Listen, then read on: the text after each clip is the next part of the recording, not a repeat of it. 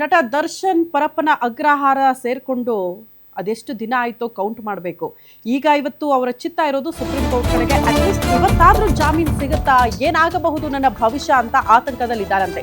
ಚಿತ್ರದುರ್ಗದ ರೇಣುಕಾಸ್ವಾಮಿ ಕೊಲೆ ಪ್ರಕರಣಕ್ಕೆ ಸಂಬಂಧಪಟ್ಟಂತೆ ಕೊಲೆ ಆರೋಪಿ ದರ್ಶನ್ಗೆ ಇವತ್ತು ಬಿಗ್ ಡೇ. ಕಾರಣ ಸುಪ್ರೀಂ ಕೋರ್ಟ್ ಮೊರೆ ಹೋಗಿದ್ದಾರೆ ಜಾಮೀನು ಕೋರಿ. ಸುಪ್ರೀಂ ಕೋರ್ಟ್ ನಲ್ಲಿ ಇವತ್ತು ದರ್ಶನ್ಗೆ ಸಿಗುತ್ತಾ ಬೇಲ್, ಅವರ ಭವಿಷ್ಯ ನಿರ್ಧಾರ ಆಗುತ್ತೆ ಅನ್ನೋ ಕಾರಣಕ್ಕೇನೆ ರಾತ್ರಿ ಇಡೀ ನಿದ್ದೆ ಇಲ್ವಂತೆ.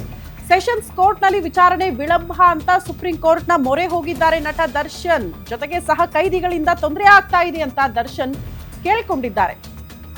ದರ್ಶನ್ ಆರೋಪ ಸಂಬಂಧ ಸುಪ್ರೀಂಗೆ ಪೊಲೀಸರಿಂದ ವರದಿ ಸಲ್ಲಿಕೆ ಆಗುತ್ತೆ.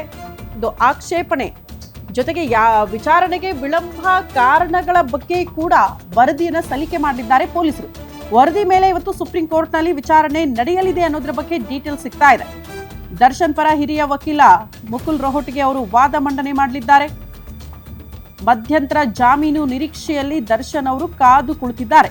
ಅಟ್ಲೀಸ್ಟ್ ಮಧ್ಯಂತರ ಜಾಮೀನು ಸಿಗುತ್ತಾ ಅಂತ ಟೆನ್ಷನ್ ನಲ್ಲೇ ಸರಿಯಾಗಿ ನಿದ್ದೆ ಮಾಡಿಲ್ವಂತೆ. ರಾತ್ರಿ ಇಡೀ ದರ್ಶನ್ ಟೆನ್ಷನ್ ನಲ್ಲಿದ್ದಾರೆ, ಏನಾಗುತ್ತೆ ಅಂತ.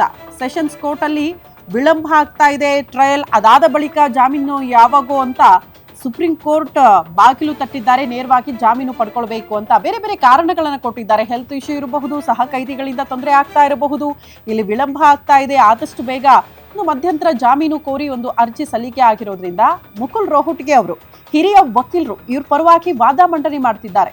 ಹಾಗಾಗಿ ಈಗ ಯಾವುದೇ ಕಾರಣಕ್ಕೂ ಇವರಿಗೆ ಜಾಮೀನು ಸಿಗಬಾರ್ದು ಅನ್ನೋ ಕಾರಣಕ್ಕೆ ಅಗೇನ್ ಪೊಲೀಸರು ಕೂಡ ಒಂದು ಕ್ಲಾರಿಟಿ ಕೊಡ್ತಾರೆ, ಆಕ್ಷೇಪಣೆ ಸಲ್ಲಿಕೆ ಮಾಡ್ತಾರೆ. ಸೊ ಆ ಪ್ರೋಸೆಸ್ ಇವತ್ತು ಆಗುತ್ತೆ ಕೋರ್ಟ್ ನಲ್ಲಿ ಅನ್ನೋದ್ರ ಬಗ್ಗೆ ಡೀಟೇಲ್ ಸಿಗ್ತಾ ಇದೆ.